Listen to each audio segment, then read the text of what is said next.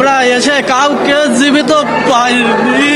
দুই মেয়ে আল্লাহ আর এনার শাশুড়ি আর এনার নিজের মা, 13 জন মারা গেছে ড্রাইভার সহ, আমাদের 4 জন আর বরের পক্ষ থেকে 8 জন। একজন খুবই ক্রিটিক্যাল অবস্থায় হসপিটালে ভর্তি হয়েছে, তার অবস্থাও খুবই সংকটজনক, চিকিৎসা চলছে। পরনে এখনো লাল শাড়ি, এই শাড়িতেই হয়েছে বিয়ে, হাতে মেহেদির লাল টকটকে দাগ। বিয়ের আনন্দ মুহূর্তে পরিণত হয়েছে বিষাদে। স্বজনদের কান্নায় ভারী খুলনা মেডিকেল কলেজ হাসপাতাল চত্বর। সড়ক দুর্ঘটনায় একে একে নিভে গেছে 13টি প্রাণ। খুলনার মোংলা উপজেলার শেওলা বনিয়া এলাকার সাব্বির আর খুলনার কয়রার মিতু বিবাহ বন্ধনে আবদ্ধ হন বৃহস্পতিবার দুপুরে। বিকেলে খুলনা মংলা মহাসড়কের বেলাই ব্রিজ এলাকার বরযাত্রীবাহী মাইক্রোবাস ও নৌবাহিনীর একটি বাসের মুখোমুখি সংঘর্ষ হয়।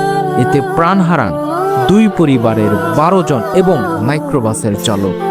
পরিবারের সদস্যরা বলছেন, দুপুরে খুলনার কয়রা উপজেলার নাকশা এলাকার মৃত্যুর সঙ্গে বিবাহ বন্ধনে আবদ্ধ হয় সাব্বির। পরে নববধূকে নিয়ে মংলার নিজ বাড়ির উদ্দেশ্যে রওনা হয় পুরো পরিবার।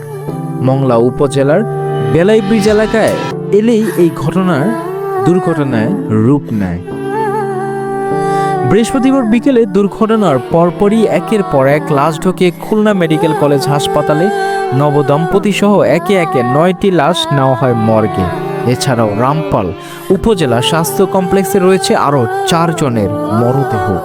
কাটাখালী হাইওয়ে থানার উপপুলিশ পরিদর্শক এসআই মোহাম্মদ হাসান জানান, নিহতদের সবাই মাইক্রোবাসের যাত্রী ছিলেন। মাইক্রোবাসে বর পরিবারের 11, কনে পরিবারের 3 জন, ড্রাইভার সহ 15 জন যাত্রী ছিলেন। আর মৃতদের মধ্যে মৌলাপট পৌরসভার 8 নং বিএনপি সভাপতি আব্দুর রাজ্জাক সহ বর পরিবারের 9 জন, কনে পরিবারের 3 জন ও ড্রাইভার সহ মোট 13 জন নিহত হন। আল্লাহ তাআলা এই শোক সমৃদ্ধ পরিবারকে ধৈর্য ধরার তৌফিক দান করুক। আর আমরা সবাই এই পরিবারটির জন্য দোয়া করি। যেখানে স্বপ্ন বুনেছিলেন নতুন সংসারে সুখী হবেন, 2টি হাত এক করার স্বপ্ন দেখেছিলেন, সেটি এক নিমিষেই শেষ হয়ে গেল। শুধু নবদম্পতির নয়, একে একে 13 জনের স্বপ্ন শেষ। আল্লাহ তাআলা সবাইকে এই ধরনের দুর্ঘটনা থেকে হেফাজত করুন।